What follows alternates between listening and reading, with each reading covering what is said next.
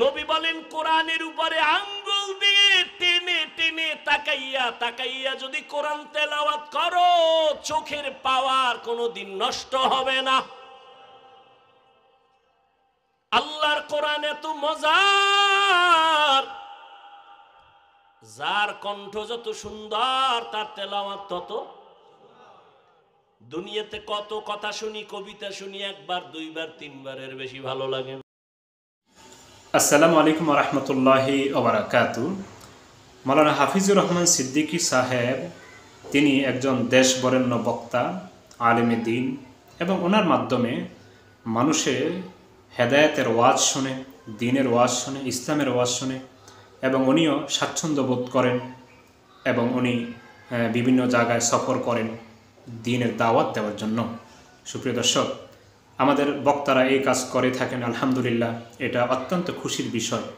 তবে বেশিরভাগ ক্ষেত্রে দেখা যায় যে কোনো বক্তা তিনি অতি কথা বলতে গিয়ে এবং লং টাইম আলোচনা করতে গিয়ে এমন এমন কথা হাদিস বলে তিনি চালিয়ে দেন যেটা হাদিসই নেই।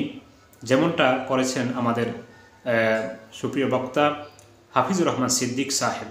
তিনি বলছেন যে নবী সাল্লাল্লাহু আলাইহি সাল্লাম নাকি বলেছেন যে কোরআন দেখে দেখে ধরে ধরে পাঠ করলে যে চোখের দৃষ্টি সমস্যা হবে না ইত্যাদি। সুপ্রিয় দর্শক, এটা আমাদের নবী বলছেন, এটার কোনো প্রমাণ পাওয়া যায় না, না সহিহ হাদিসে না অন্য কোনো হাদিসে। এটা যে তিনি বলছেন, অবশ্যই তিনি আমি মনে করব নিজের পক্ষ থেকে মন গড়া বলেছেন, এটাই আমার দৃষ্টি, নতুবা এটা কোনো হাদিসই নেই। আর দ্বিতীয় কথা হলো যে ওনার বিপক্ষে এই কথা বলার মানে এই নয় যে ওনার সব কথা বাদ, ওনাকে মানা যাবে না, ওনার কথা শোনা যাবে না, বরং যেই কথাটা আমি ধরেছি এই কথাটা মানা যাবে না, এটাই হচ্ছে আমার উদ্দেশ্য। আর আমার উদ্দেশ্য এই নয় যে তাকে ছোট করা বা খাটো করা।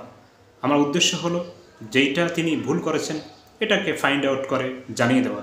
কারণ ওনাদেরকে ফলো করেন এবং ওনাদের কথা শোনেন লক্ষ লক্ষ লোক, আর তারা এই দু একটি কথা শুনে দলিল বানিয়ে ফেলেন, অমুক হুজুর তো বলছেন। এরকম অনেক ক্ষেত্রে আমার সাথে